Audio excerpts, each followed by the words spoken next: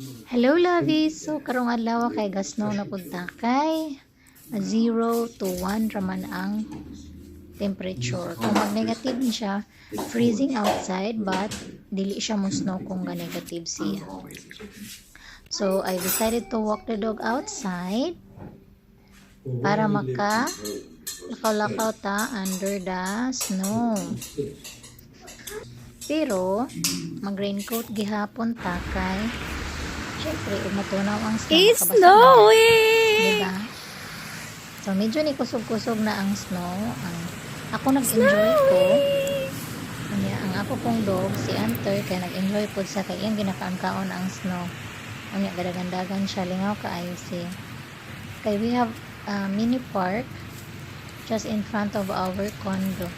Need na ko ni siyang gawas po ni kay naami sa 6th floor unya wala biya may garden wala biya may kuan naami terrace pero langan mo adto man pud na paikion siya di ba, so kinahanglan siyang igawas.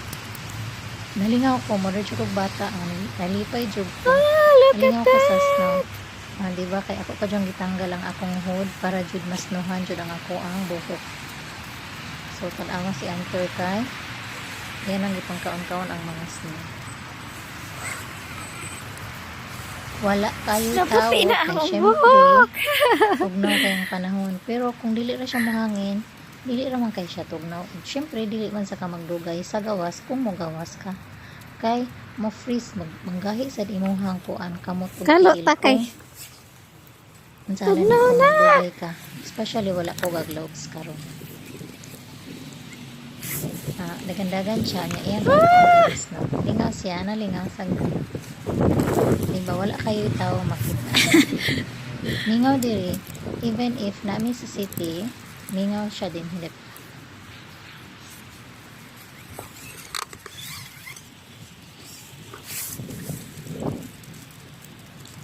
Ang wala na lang na ako ma-experience din sa Belgium is ang fall, kanang pagpanglarag sa mga dahon, mag-change siya from green to other color. Mao na lang na siya wala na ako na experience. Kay summer is magsige kog anhi niya. This is the first winter nga ni anhi.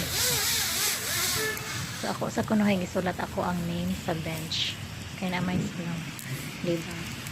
Ug mo baga-baga po yun sa ni maghimot akog snow maghimot akog snow angel kay di pa man ay pwedeng ka kuan ani ka snow angel kay isa man ang snow.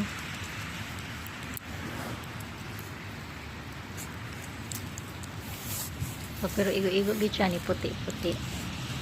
So it's not a dream anymore. Na-experience na nako siya. Diba? Who would have thought na sa bata pa ko wala man ko nangandoy, but